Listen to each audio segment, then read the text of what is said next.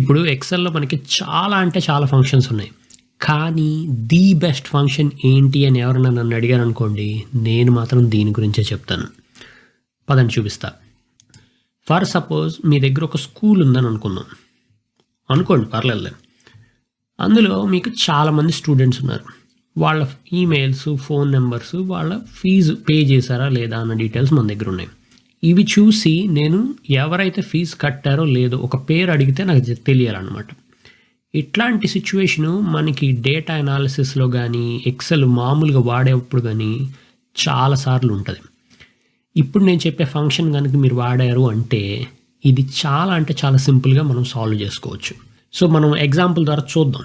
ఇక్కడ నా దగ్గర కొన్ని పేర్లే ఉన్నాయి. మామూలుగా ఇలా ఒక 20 మంది పేర్లు ఉన్నాయనుకోండి, మనం ఈ ఫంక్షన్స్ అవి కూడా రాయక్కర్లేదు. డైరెక్ట్గా ఫిల్టర్ పెట్టుకోవచ్చు. ఫిల్టర్ పెట్టాలంటే షార్ట్ కట్ Ctrl+Shift+L ఇది నొక్కితే మీకు ఫిల్టర్స్ వస్తాయి.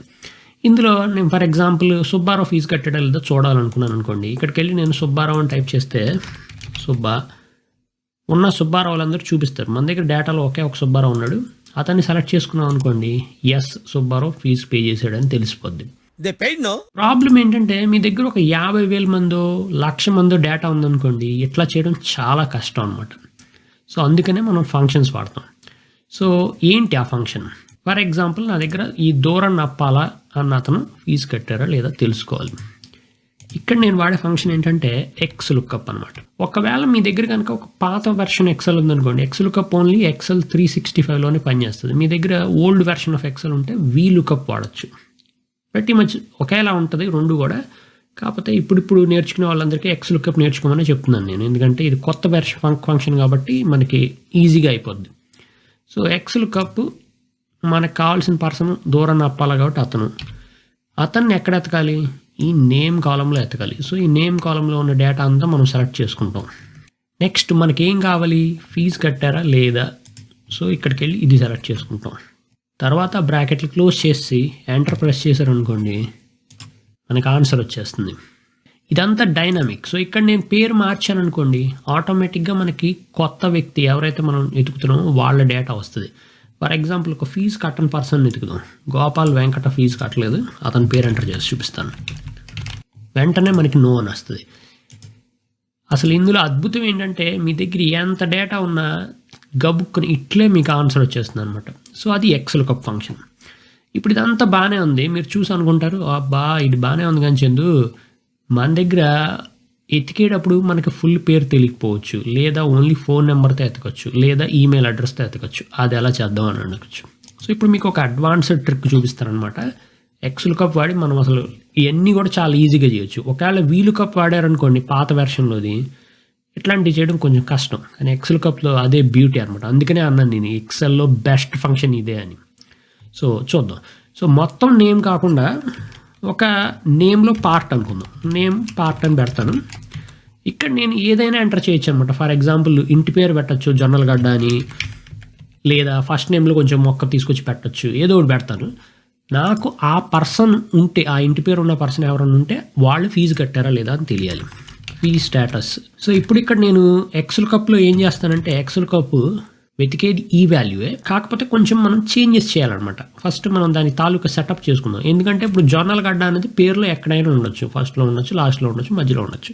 సో మనం ఏం చేస్తామంటే ఈక్వల్ టు పెట్టి ఒక డబుల్ కోట్స్లో స్టార్ యాంపర్సెండ్ ఇది మళ్ళీ స్టార్. ఇదేం చేస్తుందంటే జొన్నలగడ్డకి అటొక స్టారు ఇటొక స్టారు పెడుతుంది అనమాట. బేసికల్గా ఆ యాంపర్సెండ్లో అవి మనకు అవి చేసి పడతాయి.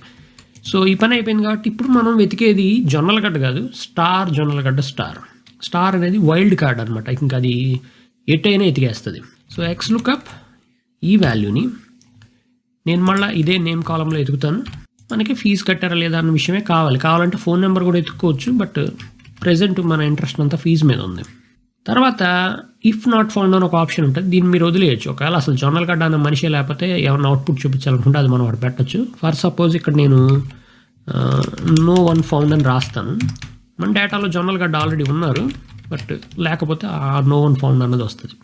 మ్యాచ్ మోడ్ ఇది ఇంపార్టెంట్ అనమాట. ఇక్కడ నెంబర్ 2 అన్న ఆప్షన్ ఇవ్వాలి. మీరు ఇస్తే wild card character match run అవుతుంది. So that is it. ఇప్పుడు నేను ఎంటర్ ప్రెస్ చేశాను అనుకోండి, ఈ జొన్నలగడ్డ అన్న పేరు ఉన్న పర్సన్ నో అని వచ్చింది. సో ఫర్ ఎగ్జాంపుల్ ఇక్కడ నేను చూస్తున్నాను సహాజ్ జొన్నలగడ్డ, అతనైతే ఫీజు కట్టలేదు. సో నాకు వెంటనే అతని స్టేటస్ తెలిసిపోయింది.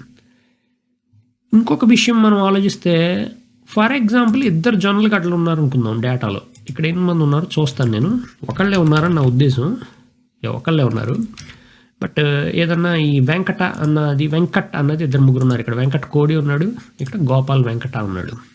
సో నేను ఫర్ ఎగ్జాంపుల్ వెంకట్ మీద సెర్చ్ చేశాను అనుకోండి, ఏమవుద్ది, ఈ వెంకట్ కోడి అన్న అతను ఫీజు కట్టలేదు కాబట్టి అతని డేటా నాకు వచ్చింది. గోపాల్ వెంకట కూడా కట్టలేదు, కానీ మనకి వీలు కప్పు ఎక్స్ల కప్పు ఇవన్నీ ఏం చేస్తాయంటే డేటాలో కనుక మల్టిపుల్ ఐటమ్స్ మనం మ్యాచ్ అవుతున్నాయి అనుకోండి, మనం ఎతుకుతున్నది ఇక్కడ వెంకట్ అన్నది మల్టిపుల్ పీపుల్ ఉన్నారు, అది ఓన్లీ ఫస్ట్ పర్సన్ ఇన్ఫర్మేషనే ఇస్తుంది. సో పైనుంచి కిందకి వెళ్తున్నప్పుడు ఫస్ట్ ఎవరైతే ఉన్నారో వాళ్ళ డేటానే వస్తుంది. ఇది మైండ్లో పెట్టుకోవాలి. ఈవెన్ దో ఎక్సెల్లో బెస్ట్ ఫంక్షన్ అయినా ఇది ఒక లిమిటేషన్ అనమాట. మీరు అనుకోవచ్చు నాకు అందరు వెంకట్లు కావాలి, ఒక్క వెంకట్తో సరిపోదు అనుకున్నారు అనుకోండి, దానికి కూడా ఎక్సెల్లో ఫంక్షన్స్ ఉన్నాయి, అవి ఫ్యూచర్ వీడియోలో చూపిస్తాను మీకు. బట్ ఇదైతే ఎక్సెల్లో బెస్ట్ ఫంక్షన్ అబ్బా, మీరు కంపల్సరీగా ట్రై చేయండి. చాలా సింపుల్ ఎక్సెల్ కప్. నా దగ్గర ఒక డీటెయిల్డ్ ఆర్టికల్ కూడా ఉంది నా వెబ్సైట్లో, అది కూడా నేను మీకు లింక్ చేస్తాను. ఈ ఫైల్ మీకు కావాలనుకోండి, ప్రాక్టీస్ చేసుకుందాం. మీ దగ్గర స్కూల్ లేదు, మీకు డేటా కావాలి, ఈ ఫైల్ కూడా నేను మీకు ఇస్తాను, వీడియో డిస్క్రిప్షన్లో ఉంటుంది, చెక్ చేయండి. నెక్స్ట్ వచ్చే వీడియోలో, ఫర్దర్ వీడియోలో నేను ఈ ఎస్ అని ఫీజు కట్టిన వాళ్ళందరి పేర్లు గ్రీన్ కలర్లోకి ఎలా మార్చాలి, ఈ నో ఎవరైతే ఫీజు కట్టలేదో వాళ్ళకి రెడ్ కలర్లో ఎలా చేయాలనేది అదొక టెక్నిక్ కూడా మీకు చూపిస్తాను ఫర్దర్ వీడియోస్లో. సో అదండి, నా పేరైతే చందు. నేను ఒక 15 ఏళ్ళుగా Excel, data analysis, Power BI వీటి మీదే ఉన్నాను. ఇదే నా జాబ్ అనమాట. ప్రతిరోజు ఇలా వీడియోలు చేయడం, ఈ క్రియేట్ చేయడం. నార్మల్గా ఇంగ్లీష్లో చేస్తూ ఉంటాను, కాకపోతే ఈ తెలుగు ఛానల్ అయితే ఒక ఎక్స్పెరిమెంట్గా స్టార్ట్ చేశాను అనమాట. సో ఇది మీరు ఫస్ట్ టైం చూస్తాం అయితే కనుక ప్లీజ్ లైక్ చేసి నా ఛానల్ని నలుగురితో పంచుకోండి. అట్లాగే వీలైతే సబ్స్క్రైబ్ కూడా చేయండి, కొత్త వీడియోలు వస్తే మీకు తెలుస్తాయి. మెయిన్ ఛానల్లోనే ఎక్కువ వీడియోలు పెడతా ఉంటాను, బట్ తెలుగు ఛానల్ అనేది ఏంటంటే ఒక హాబీ లాగా, ఒక ప్యాషన్ ప్రాజెక్ట్ లాగా రన్ చేద్దాం అనుకుంటున్నాను ఒక నెక్స్ట్ 2-3 ఇయర్స్ పాటు. సో మనకి ఎంత ప్రోత్సాహం ఉంటే అంత ముందుకు వెళ్తారనమాట. సో మీకు నచ్చితే ఈ టెక్నిక్స్, ఈ అప్రోచెస్ అవి నచ్చితే మీరు కంపల్సరీగా సబ్స్క్రైబ్ చేయండి. అట్లాగే మీకు ఏమైనా కాన్సెప్ట్లు ఐడియాలు ఉన్నాయనుకో, అన్న ఈ పర్టికులర్ టాపిక్ మీద మీరు వీడియో చేయండి అను, లేదంటే దీని మీద మీరు వీడియో చేయండి ఫ్రెండ్ అని మీకు ఏమైనా సలహాలు ఉంటే అవి కూడా నాకు కామెంట్స్లో పెట్టండి. నేను కంపల్సరీగా వాటిని కూడా అడ్రస్ చేస్తాను.